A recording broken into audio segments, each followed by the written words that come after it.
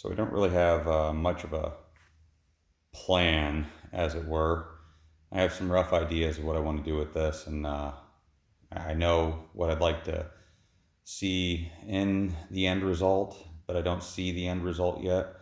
So I'm still formulating what I'm going to do. So in the meantime, there are certain projects that it doesn't matter what I do with this project, I have to get these things done. One of the big ones is the rust. So I'm going to try and commit myself to doing at least a half hour to an hour of work out here on this until I can get all of it cleaned up. And I've got a logical approach to this, and that's that I should probably try and get at least half of one of each of these sections de-rusted each evening that I can. But I want to make sure I don't get too far ahead, because if I go and I scratch all this surface up, it is going to rust again. So I'm going to try and use that chemical that the guy I bought the bus off of had given me. It's basically just phosphoric acid. I don't know what the concentration is, but it's supposed to be a good metal prep for phosphating. I guess like a cold parkerizing. Just you turn the surface into an oxide that can accept paint, and it's I guess roughs it up a little bit chemically. And it's capable of converting rust into a primer of sorts.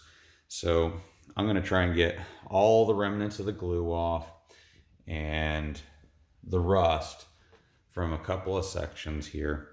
I'm going to start with the one behind the driver's seat, because before I get started on the side here with the driver's seat, I'm going to try and take apart the driver's console, or the cockpit, whatever you want to call it.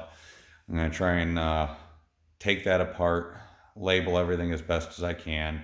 I want to see which circuits, which of these switches actually functions with all the wiring that they went to some pains to actually keep intact. Oh yeah, I put a cheap Rural King LED shop light in here. It's just hanging up there with some magnets. Even though I'm doing it, I don't recommend it. If you see, I kind of put the chains up there because guess what? You accidentally pull that pull cord and those magnets didn't hold. I'm gonna need to either get stronger magnets or a smarter setup for that. But that just gives me some lighting in here. And as you see, it really doesn't give me lighting in the back. It's only enough for the front area here. But that's the joy here. We just got into daylight savings time. So when I get home from work, that's what it looks like. Yeah. So I'm going to go ahead and get started here. And I picked up a few things from Harbor Freight this evening so that I can actually work on this project.